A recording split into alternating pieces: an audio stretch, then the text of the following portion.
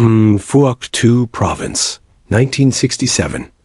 An American liaison lieutenant stands inside a canvas command tent, sweat running down his spine as a senior officer unfolds a map across a wooden table.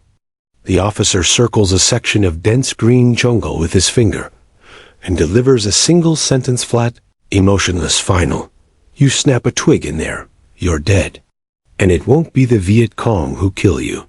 This was not a barroom exaggeration whispered in Saigon after too many drinks. This was standing procedure. American patrols were strictly forbidden from entering the Australian SAS, area of operations without triple clearance. Not because of bureaucracy, not because of politics, but because the Australians shot at sound, any sound that didn't belong to the jungle, a radio crackle, a creaking web harness, the faint smell of cigarette smoke. To the Australians, these weren't mistakes. They were signatures of the enemy and of allies careless enough to forget where they were. The Viet Cong understood this better than anyone. Captured political officer documents contained a blunt directive. Americans can be defeated. They rely on aircraft and artillery. Australians must be avoided. They are worse than us. They live in the jungle. 4 men in canvas shoes, reeking of fish sauce, disappearing into the bush for weeks at a time. Kill ratio 500 to 1. Soldiers feared as much by their allies as by their enemies. To understand how a handful of Australians turned Phuoc 2 Province into terrain both sides avoided. We have to go back to the moment the first SAS patrol stepped into the jungle. The Australian SAS arrived in Vietnam in 1966. From the very first week, American advisors sensed something was wrong. These men didn't move like soldiers. They moved like something older, something that belonged to the forest itself, while American units thundered through the countryside on helicopter-borne search and destroy missions. Backed by gunships and artillery, the Australians simply vanished. 4 men, sometimes 5. No chatter, no resupply, no extraction requests. Days passed, then weeks. Pentagon liaison officers began asking uncomfortable questions. Where were they? What were they doing? And why had Viet Cong activity in their sector collapsed to nearly zero? The answers, when they finally surfaced, disturbed American commanders more than any enemy offensive ever had. The Australian method rested on one principle terrifying in its simplicity. Don't hide in the jungle. Don't move through it. Become it. Before every mission, SAS troopers underwent a deliberate transformation. They stopped using soak 3 days before insertion. They stopped smoking a full week prior. They abandoned Western rations, switching to rice, fish sauce, and local vegetables. The goal was brutal and precise. They wanted their sweat, their breath, their skin to smell like Vietnam itself, like farmers, villagers, and enemy fighters. Then the boots came off. American issued. Jungle boots, symbols of modern military engineering, were discarded without hesitation. In their place, cheap canvas tennis shoes. Dunlop volleys. The same sneakers worn by Australian teenagers at backyard parties. American special forces laughed until they understood. Jungle boots left deep, unmistakable prints. Trackers could read them like a book unit size, direction. Fatigue. The volleys left almost nothing. A faint impression. Farmer. Child. Nobody worth following. Canvas dried quickly after river crossings. Thin soles felt twigs before they snapped. Footwear wasn't about comfort. It was about invisibility. American patrols moved in platoons. 30 men or more. Mass meant firepower.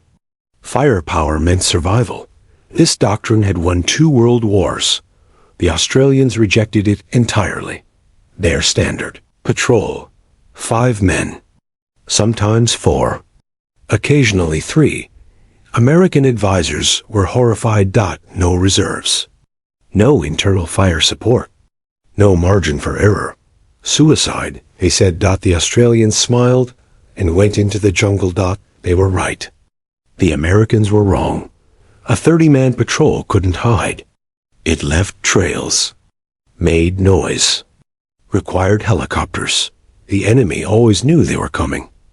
The SAS patrol didn't fight fair, because fair fights were stupid. They didn't seek battles. They sought certainty. Find, fix, destroy, or disappear. Australians moved using a technique they called ghost walking. Each step rolled slowly from heel to toe. Hands parted vegetation instead of pushing through it. Progress was measured in meters per hour. An entire morning might yield 200 meters. This wasn't soldiering. It was hunting. And it came straight from Aboriginal tracking traditions. Older than recorded history. Several SAS troopers had trained with Aboriginal elders. They learned to read bent grass, disturbed insects, broken spider webs. Birds told stories. Monkeys gave warnings. The jungle spoke if you listened, and they did more than listen. They thought like the enemy. Radio intercepts were the first warning. Viet Cong patrols vanished. Sentries found with slit throats. Caches destroyed days after inspection.